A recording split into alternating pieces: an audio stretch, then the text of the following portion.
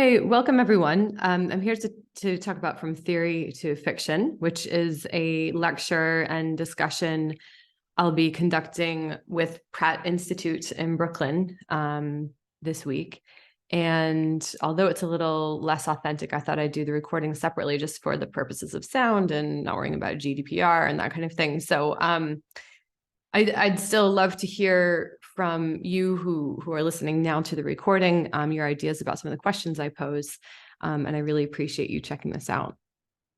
So I'm here to talk about how I use critical theory to create my own fiction, to talk about the creative process more in general, and discuss the relationship between knowledge and art. And maybe if you got nothing more than a couple of book recommendations today, then we're still going somewhere positive. So I'm going to try to keep the talk fairly short, but then there are a lot of extra quotes and ideas on the slides and even in the notes under the slides. So I'll have a link to that from this recording that you can check out later if you want to. So first, a provocation. Does knowledge make us more creative? Maybe another way of thinking about this question is the old idea that children are more creative than adults. To what extent do you agree with that? It's easy to think about children as more creative beings, but if we really think about it more carefully, we might have something different to say. Like this specialist in creativity and learning at Lego, Elizabeth McClure, who says creativity is not the same thing as imagination. It needs originality and appropriateness, something meaningful and relevant. And in the linked TED Talks there, you can hear her talking about the way that knowledge and especially theory as well helps creators to make something new. So sort of by accident, I ended up teaching primary school or elementary school art last year and designing their curriculum at this international school in Basel where I live. And here you see some second grade work. They did pastiche of Japanese scrolls. And what we did was we learned about haiku writing, we learned about enso, we learned about landscape painting, and we put it all together in the scroll. And rather than just looking at the aesthetic or the language, we were really trying to understand from a more philosophical point of view. And I found that this really helped to push the students in new directions with their creativity. And yeah, just make some really cool projects. They really enjoyed it. And I think they learned something about culture as well. So this is my son, Buzz. He's 4. I think he's a little bit younger in the photos on the left there. But yeah, we study art. There's a ton of art museums in Basel. We're really lucky. And there's a lot of street art too. So we're looking at it all the time. Sometimes, it's a bit much for him, as you can see him falling on the floor in the museum. But I do think that from a very young age, we can help students to appreciate art beyond just giving them a set of colors and saying, go. I think that's really cool too. But I think that you can also help them to look at what other creators are doing and start to think about why they're doing it even. So I don't mean this to look like kind of a CV of where I've studied, but I think it might be helpful just to think about the context I'm coming from when I look at critical theory. And in a minute, I'll talk about other contexts besides being a student that I've understood critical theory and encountered it in different ways. But I didn't know anything about critical theory in high school. And so when I was an undergrad at Bowdoin, I was studying English literature and art history. It's a liberal arts college. So although the work that I did wasn't explicitly interdisciplinary, there was this idea of making connections amongst the classes I was taking in different disciplines, also in the sciences and in other areas. And I both had art historians who helped me with art theory, and I had a great professor, Celeste Goodrich, who really introduced me to literary theory on a deeper level, and I just fell in love with it.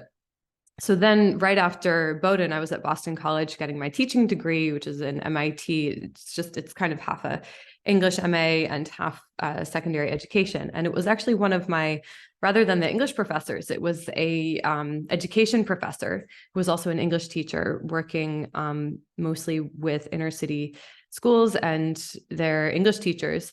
And she really encouraged us to use theory in the high school classroom. So she introduced us to a few books about doing so, and we started to experiment with how we could do it. And I actually did a action research project as part of my student teaching. And I found that students responded really well. So after teaching for a few years, I ended up, I wanted to go deeper. I wanted to go back to theory a little bit more and to work with it and make something new with it myself. So I wanted to do a PhD, but I talked to Dr. Gina Marchetti, who's now at Pratt, and how I had the connection to come here today.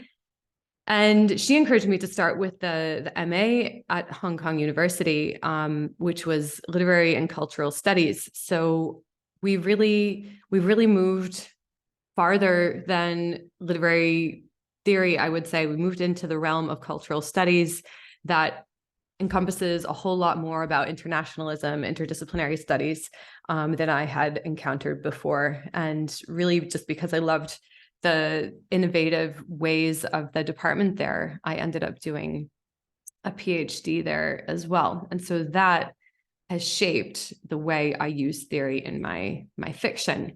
I think most of us have non-linear journeys, but sometimes you think about like moving up the ladder in the education world. Sometimes people will talk about that you have to move up the ladder if you want to be a principal. This is where you go. But I've found that my journey has always been very kind of circuitous, and I like that. So I would say, although, I started as a student, I'm still a student. I like to go to conferences at the University of Basel, or I've attended one big one, international one online recently, and to continue to be a student of critical theory and the arts in general. I've been a teacher for a very long time, about 20 years. I'm not currently teaching, but I'll go back to it in a different kind of way soon, which I'll talk about later, mostly in the high school classroom, but also at university for a short while, and even in the primary school, as I mentioned. Academic writing and researching, of course, was mostly during my PhD, but I'm also doing it now in a different way, which I'll talk about later on. I've worked as a curriculum developer as well for secondary schools. And I think that is really highly influenced by this work between critical theory and fiction and the arts. And so these questions of what does that really mean for students? It doesn't necessarily mean they're going to be a fiction writer, but what does that look like in their world, and why might it be important to bring it to all students rather than just those who choose to study it at a postgraduate degree, something like that. And of course, fiction writing, which has always been a part of my life, but really became a strong part of what I do during my PhD. Maybe, you might think I was just procrastinating by writing a novel during my PhD, but actually it was, and that might be true to some extent, I'm not sure, but it also came just from the research that I was doing. I felt that, I was studying a lot of quasi-real filmmakers who weren't making documentaries, but were making something about a person's real world, their lives in private, and what that means, and they're playing with identity and that kind of thing, playing with culture. And I wanted to do that in fiction. I think you can do it in academic writing as well. But for me, it just made sense. And I've kept going with that, sometimes on the side, and now it's kind of at the forefront of what I'm doing. These are just some of my favorite books from these times in my life, and they stay on my shelves and they inspire me at different times, or I pull them out and maybe look at a passage to help me with a novel I'm working at, or something I'm working at in my current newsletter. So I mentioned that MALCS, as we call it at Hong Kong U. And it had a lot to do with critical theory, but also bringing together our work in interdisciplinary contexts. So you see literary and filmic texts on there. It was also about law. I took a law and literature class. We had historians come and work with us, philosophers. So it just felt like a freeing and open place to think about saying something important, but not be limited by a certain subject area. And, what I see at Pratt is something quite similar, I would say. It's really about making meaning in the world. And I found the media studies MA explanation, for example, really interesting. It says we understand media creation and media forms to be world-making projects that have histories and politics.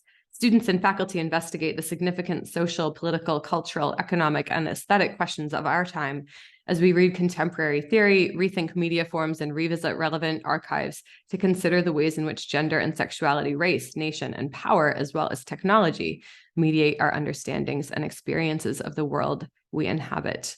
So, even the MFA at Pratt is focusing on critical theory, history of art, these kinds of things. And, there's that tension in intellectualizing art. Does it enhance or take away from the creative process? Or perhaps there's not any tension at all. So we'll kind of investigate that through this talk, and you can maybe have a thought about your comments on it afterwards.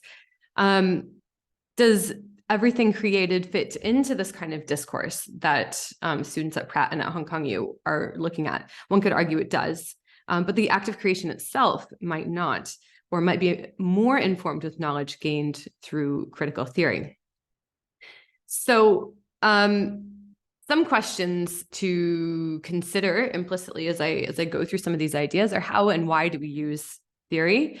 Does it risk intellectualizing art with no other purpose? Does it exclude or include? And are we in a post-theory world? And what does that really mean? Okay, so just last week I saw this in the New Yorker. Literary criticism, but they're talking about theory in here and cultural studies as well. And it's quite an interesting article, because I think for quite a long time, it's quite a long read, and down the digital page, I was like, wow, this is pretty dire. They're talking about, the judgmental nature of it, all this exclusion, the way that there is no money in the humanities anymore, which is often true. And so it just sounded like a really awful situation. But the author, Merv Emery, comes to some more hopeful and optimistic conclusions, really talking about the way that criticism, literary criticism, can be used not just by the privileged, but by many. And so how you see even like reviews on Goodreads, for example, that make really excellent use of post-structuralism or something like that. And I think there's the danger of then saying, well, it's okay to just leave all this stuff at the margins, and, people don't need to be paid for it or professionalized, and it can just kind of exist. So that's the danger. But I think he also suggests that there's a hope that maybe there is a desire to bring it to the forefront, and it's just more a question of how, and, where is the funding, and how can we make it a more important part of our society? So it's a good one to check out. I'm sure some of you have read that. But definitely check it out. So yeah, I mentioned post-theory, and I'm sure that many of you have, looked at this term. It's been around for decades now. And some see it as kind of the death of theory in a kind of freeing way, or in a pessimistic way. You can look at it in different ways. But there's a lot of discourse about how it's more of a bringing together of the many theories that are out there, and not being constrained in the same ways that we're not constrained by a subject matter when we do something interdisciplinary. If we want to talk about an idea and utilize queer theory, feminist theory, and post-structuralist theory, and even a little bit of psychoanalytical, if it makes sense in the way that you bring it together, then, that's absolutely fine. And it's more about, as you see in the quote here, ethics, aesthetics, truth, value, authenticity, human, and reality, to understand the mindset of the new century. So, this is the way that I did theory, especially in Hong Kong. I would say earlier on, I was learning more the different types in a more structured form, and that was probably really helpful to kind of start to bring them together. But my supervisor said, you don't need to be coming from any angle. Instead, use what's out there that makes sense, and think carefully about what that means in terms of epistemology, or, the knowledge that you're forming through your investigations. Yeah. So this is something else that maybe I won't read it right now, but you can take a look at how this is kind of turned into cultural studies as well, because now critical theory is much more freeing. We're talking about culture too. We're talking about the international. Here, the hope from the previous article linked says, yet the shifts from high theory to post theory to vernacular theory show theory not as moribund, but on the contrary, in a new viral form responsive to its time and place, materially engaged, socially symptomatic, critical, opportunistic, a changeling. So it's really exciting. And I think this is the reason that, some people also want to limit it, because it can say so much, it can do so much. And when you look at what's going on in Florida and education, it's scary, but nobody would care about critical race theory if it wasn't going to give students the tools for change. Might have something to say about that later. So, what's comparative literature? Often when I tell people, then I come from a comparative literature background, they're like, what is that? Are you just working in translation? And I mean, it kind of comes from that, working in translation, working across cultures in that way. But complit, as we call it, has also in the last couple decades become much more free, especially in the department that I was working in. It's really about cultural studies. It's about connecting literatures across both time and space. And it says here, Susan Bassnett's got a great book about this from 1993. So it's pretty old now, but I think it's still quite relevant. You often come to complit later, traveling towards it from different points of departure. Sometimes the journey begins with a desire to move beyond the boundaries of a single subject area that might appear to be too constraining, or other times the reader might be impelled to follow up with what appears to be similarities between texts or authors from different cultural contexts.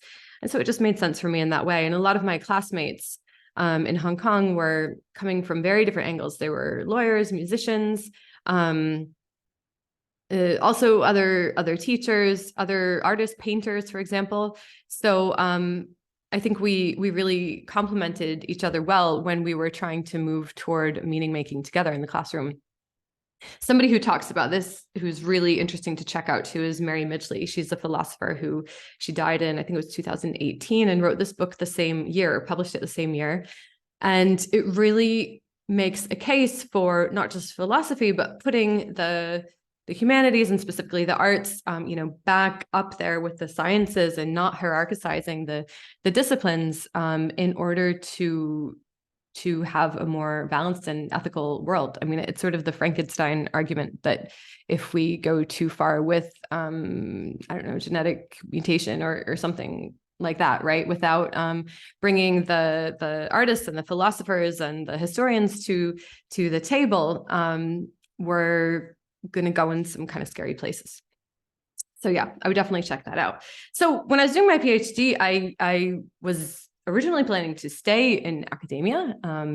And again, who knows, things are not linear, but partly because I found this love for fiction. And so I wanted to put my creative energy into fiction writing rather than academic writing. And partly because at least for the International Baccalaureate, which is the system I was teaching in, the English classroom was really changing to be one more of complit. And so it was, not only international, but interdisciplinary, in the sense that we did interdisciplinary projects with, and we do with that curriculum now still, with many other subject areas all across the board, but even within the arts. So we started to teach film and media studies, even social media, and bring theory, although it wasn't a part of the curriculum. More teachers were starting to bring it to the classroom. And so I found this an exciting opportunity to maybe do something with what I had learned, and think about how, high school students could really access it. And so as part of that work, I wrote a couple of books for Hatchet, Hotter Education. One of them was for a newly designed course, and I had a chapter on using critical theory, which was really just my own idea to infuse the curriculum with more creativity and more social justice as well. So to get really students thinking politically, and what does this literature mean for me, for my community, for different cultures, for the world. And so I guess I'm most proud of this chapter. So, if you want to check it out, if you don't have access, just send me an email and I can help you to take a look at some of that. But it really breaks down several theories and how teachers can use them in the classroom with their students with different texts. And then I co-wrote this one on English literature, which is for teachers and students. And here I'm really talking about cultural studies, talking about a Hong Kong poet, P.K. Lung, who did also some work with us at Hong Kong U. So I think that theory makes art relevant. I would say that it gives it kind of a knowledge foundation that can allow it to come to the table with other disciplines. And I think that then conversely, when I'm creating, I can be more aware of what I hope that relevance is. So it doesn't mean that every scene that I write in a fiction or every conversation is going to be like heavily loaded with critical theory, right? But it's kind of in the background of maybe the way I write about a place and its connection to identity, or the way I use language and sometimes multilingualism in text.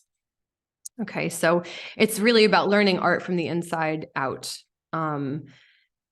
Understanding not just critical theory, but these other elements deeply in order to create, rather than creating from like a blank slate, right? Or just your own personal experiences, which I think are also valid and important elements of knowledge. But for me, it would probably just become some sort of emo mess if I wrote that way. Yeah, so just to help you understand then a little bit more how my novels take shape, I included just a little bit about my PhD dissertation, which is kind of the biggest piece of critical theory academic work that I've done.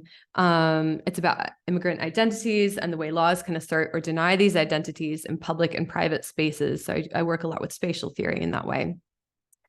It's an international and interdisciplinary project. It's drawing on the law, spatial theory, cultural studies, film theory, post-structuralism, psychoanalytic theory, queer theory, and more.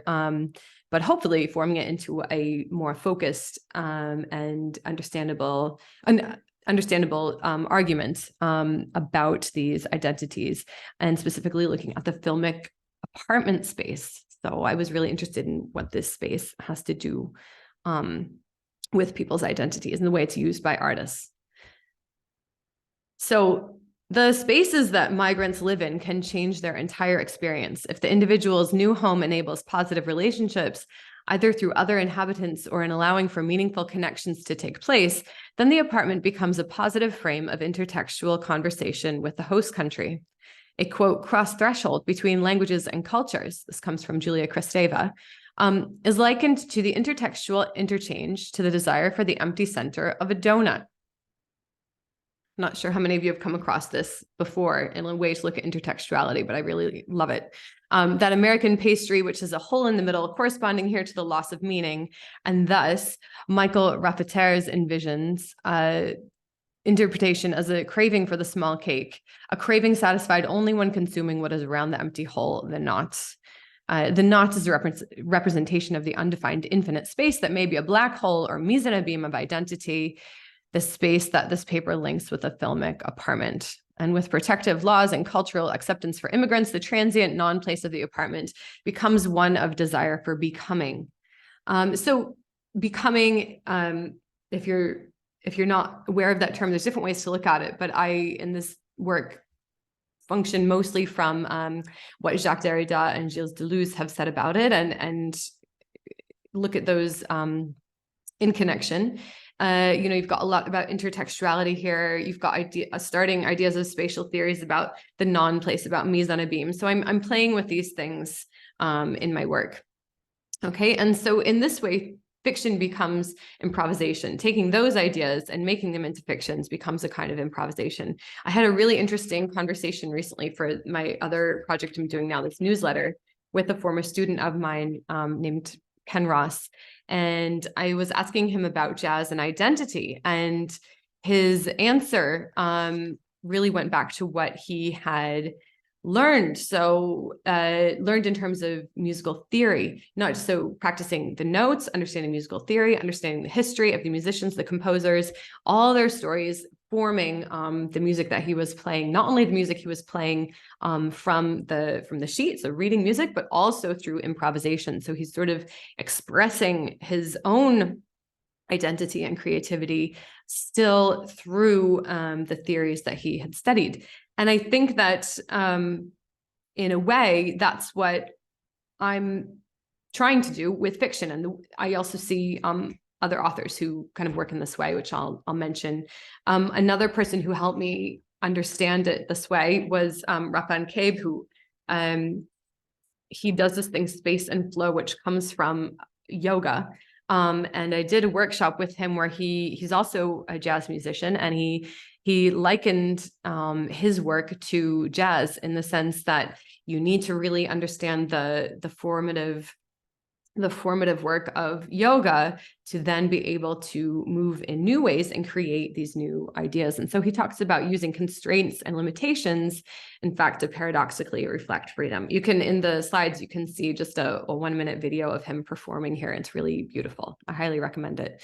So I mentioned there's other authors who do this. I'm not going to go into detail. You can read these quotes later if you want, but Paul Auster for sure comes to mind.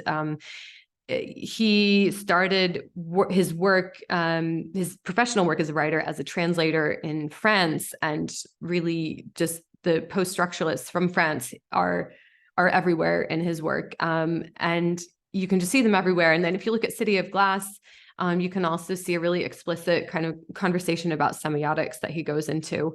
If you haven't read The Hate You Give by Angie Thomas, if you've only seen the film, please read this book. It's just such a cool book. It's about it's about a girl who witnesses her friend being killed by the police. And, sadly, this is still in the news, a young Black man killed by the police, and, her using her voice to speak out against it. And Angie Thomas uses cultural theory as a sort of implicit argument throughout the text. The girl is Christian and Muslim. She decides she's Chrislam. She's playing with culture herself. The protagonist is.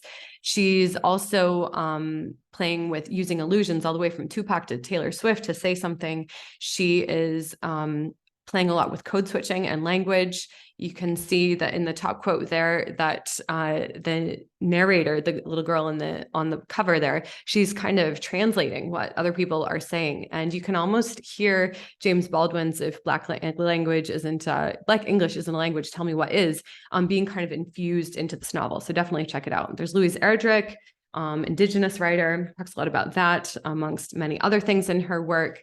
Haruki Murakami, always loaded with illusions, but also I would say critical theory through allegory, through this international complete sort of look at text within his work. David Foster Wallace, I think, is just like a beautiful writer, and this is a book of his essays, where he really talks about like playing with genre, playing with language, and how he does it. Nua Elliams is a poet and playwright born in Nigeria, but he's a Londoner. We brought him in to do some workshops with high school students when I was working in Vienna. And it was just amazing the way he was talking about his identity as queer and as a third culture kid, and what that has to do with his writing, both from a personal and a more theoretical point of view. Carol Ann Duffy, also a lot of queer theory in her work, as well as feminist theory, just a great poet, and a lot of high school teachers are using her work now. There's a bunch of others there you can check out later on. So my novels, finally, we can get to. So, as I mentioned in the dissertation, I do a lot with spatial theory, so you might see that here. A lot with identity politics, playing with the border and liminal space, playing with this idea of internationalism and what that means. and relatedly multilingualism, whether it's infusing other languages within the text or just looking at language and meaning making. So the first novel I published was during my PhD. So you probably haven't heard of it because my time for marketing and my marketing skills kind of went by the wayside when I went back to working on the dissertation. But anyway, it takes place in Paris, as you can see in this picture. It's a story of a woman with a brain tumor, but don't worry, it's not a pessimistic book and it's not all morbid. And I'll just read this first quote here. So, and I think I won't have to really say much about it. You can see that I'm playing with internationalism. It was as if she were a stranger on the American army base. She even felt more at home outside the security check on the Italian soil than what was supposedly an extended part of her home country. When one feels a stranger, there's no backbone left. There's no ability to verbiate identity. Rather, one may still be what one is, but may not extend that being to action. And without that, what use is identity at all? She thought about this in the base library, where she would visit old and new philosophers, escaping and making the most of the non-place, like a prisoner seeking education. She seeks answers. What is the value of art, the purpose of our senses, of family, of solitude, and not what is the meaning of life, but how to live, questions that come to her when she is alone.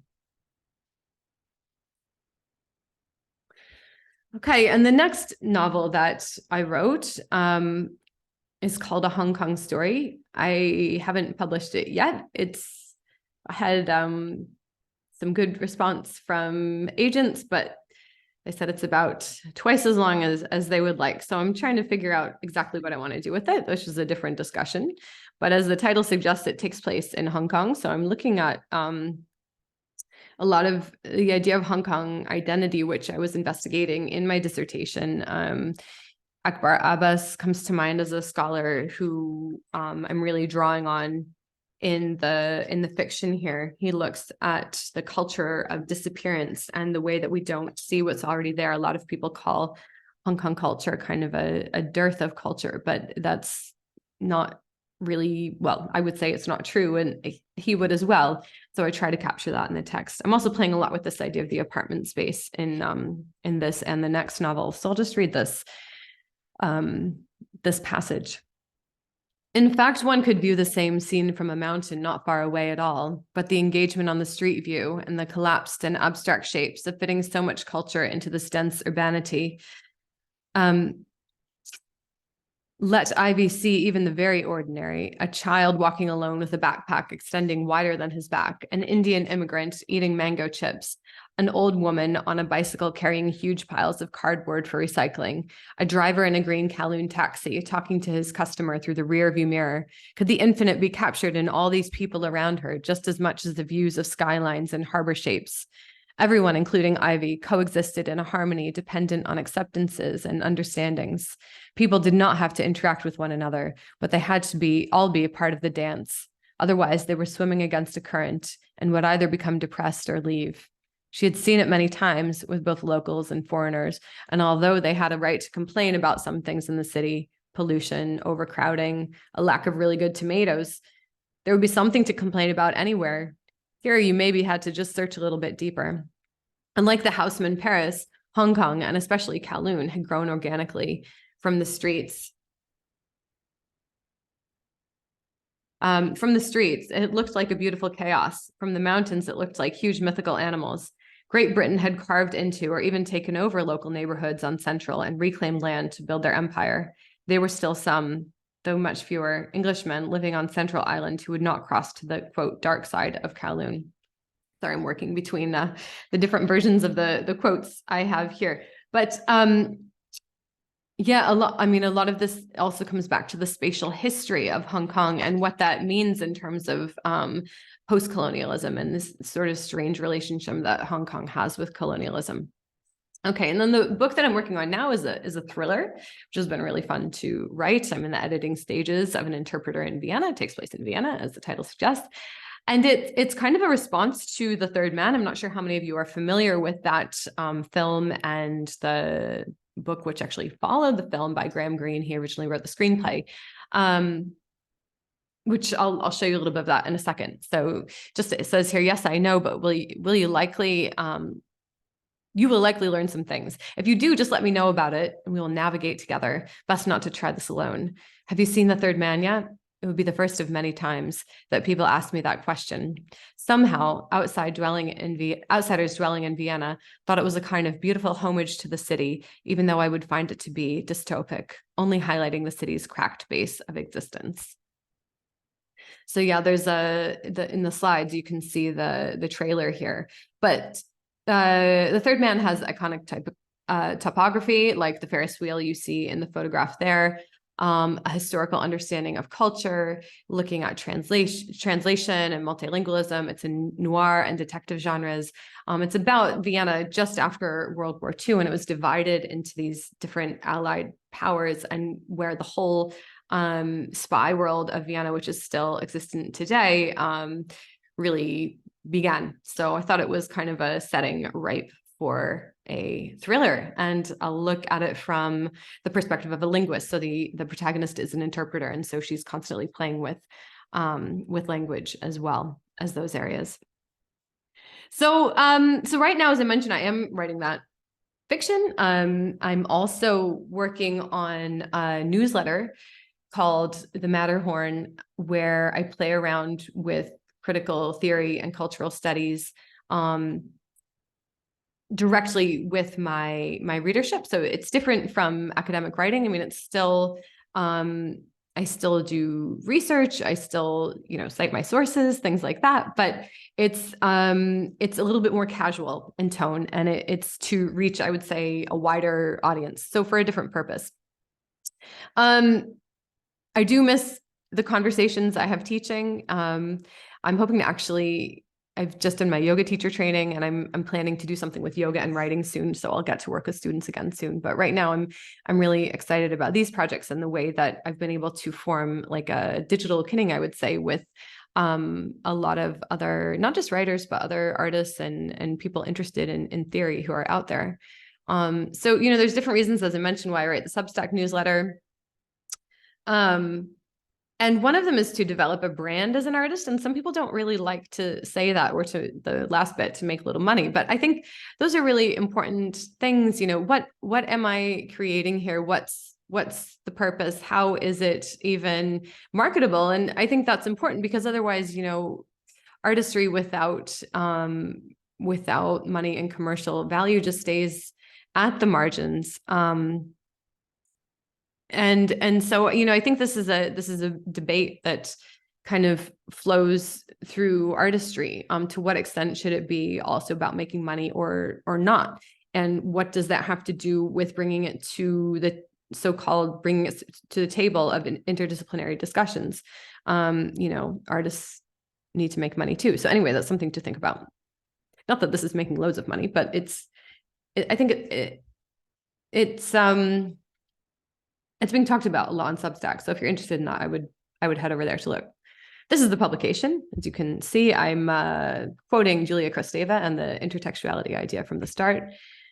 Matterhorn is actually, I came up with the name because I see it as a kind of a symbol of intertextuality. I was skiing there, and on one side it's Swiss, on the other side it's Italian. You can just ski from one side to the other, but you can feel the cultural differences almost immediately. You can see them, you can hear them, you can taste them. And there's just sort of this lovely coexistence at that border. And I was there when, sadly, war broke out in Ukraine. And so I was really thinking about kind of the privilege of having this open border that had also been closed during COVID, and what that means. And anyway, if you're interested in that, you can read about it in that article as well. So why do we learn theory as creators, not just writers? These are discussion questions or thinking questions. How have you already used it? Does it influence the way you understand other texts or your own? How does it differ in regards to your artistic medium or mediums? How might you use it in the future? Are you aware of intertextual dialogues as you create? Does it inhibit or enhance the work? How might theory impact your path as a creator? And I'm talking, mainly to students here at Pratt, but it can really be anyone on their journey as a creator. Does theory ever inhibit your work as an artist? and how so? Does it maybe limit where your work can go, or what it means to other people as well? I don't know. It could go in a lot of different directions. And then besides creating, how might we use critical theory and historical understandings of the arts beyond teaching academic writing and creating art? How might different uses of this knowledge be complementary? So I'm sure a lot of you are also in different professions or have different interests. And, I'm just curious where else we can take this, because I don't think it has to sit in this smaller realm. I think we can really bring it to everyone. And this is what I see with high school students, is that it is really actually quite accessible to everyone. It's just allowing people to use it and get excited about it and make meaning from it. So we can't really do questions on a recording, but you can leave them in the comments, or you can send them to me directly. And I just want to thank you even for listening to this recording and for supporting the work that I'm doing. If any of you are on the newsletter already or want to be, and want access to the paid content, which is about half the content or so. But if you can't afford it right now because you're a student or an artist without a collab with Louis Vuitton or something like that, just send me an email and we'll work something out, at least for a year. I'll just give you a comp account. So thanks again. And I hope that this helped you with your own creative process.